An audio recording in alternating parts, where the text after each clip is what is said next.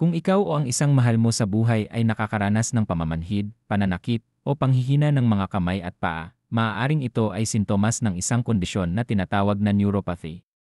Ano nga ba ang neuropathy? Ano ang mga sanhi nito? At ano ang mga posibleng gamot?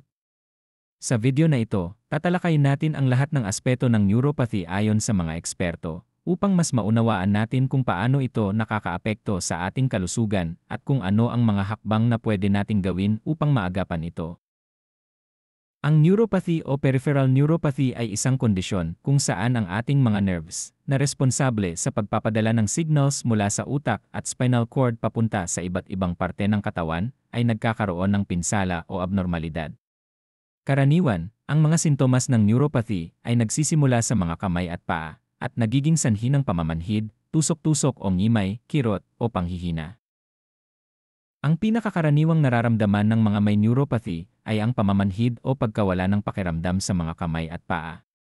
Maaari ring maranasan ang mga sumusunod na sintomas: tingling sensation o parang may tusok-tusok, pananakit na minsan ay parang may electric shock, weakness o panghihina sa mga kamay, paa, o kahit sa buong katawan, problema sa balance o paglalakad, burning sensation o pakiramdam na parang nasusunog ang balat, extreme sensitivity o madaling masaktan kahit konting pagdampi lamang sa balat.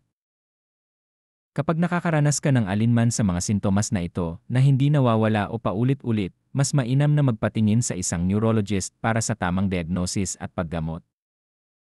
Ngayon naman, alamin natin ang mga pinakakaraniwang sanhi ng neuropathy ayon sa mga eksperto. Ang diabetes ay isa sa mga pinakapangunahing sanhi ng neuropathy. Ang mataas na blood sugar levels ay maaaring magdulot ng pinsala sa mga nerves sa katawan, lalo na sa mga kamay at paa. Ito ay tinatawag na diabetic neuropathy. Sa mga diabetic patients, mahalaga ang tamang pagkontrol ng asukal sa dugo upang maiwasan ang komplikasyong ito. Ang kakulangan sa mga bitamina tulad ng vitamin E12 ay maaaring magdulot ng nerve damage. Ang vitamin E12 ay mahalaga para sa kalusugan ng ating nervous system, kaya't kapag kulang tayo nito, maaaring magdulot ito ng neuropathy.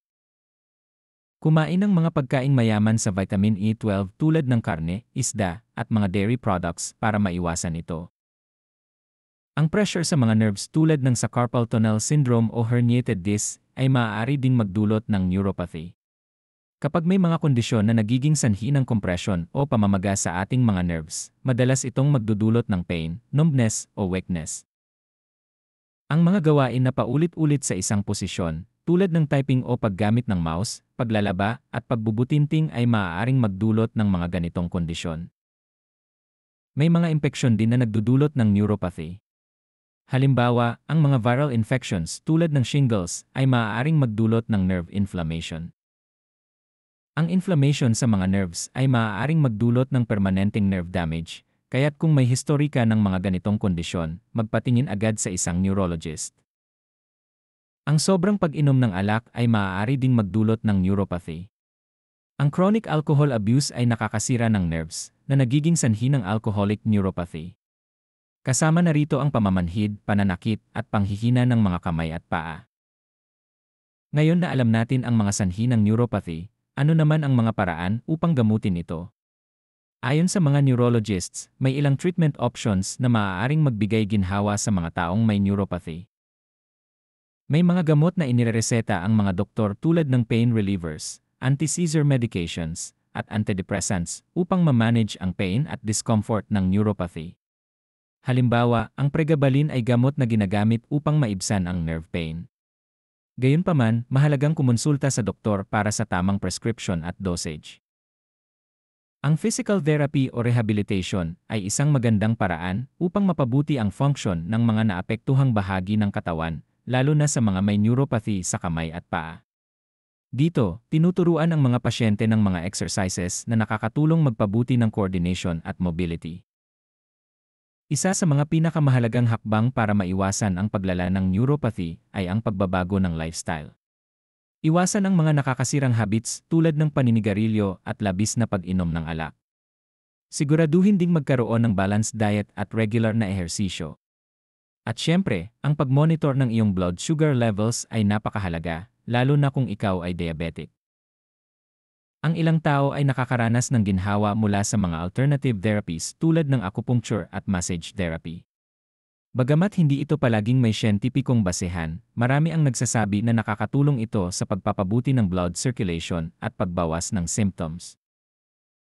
Ang neuropathy ay isang seryosong kondisyon, ngunit may mga paraan upang mapabuti ang iyong kalagayan at maiwasan ang paglala nito.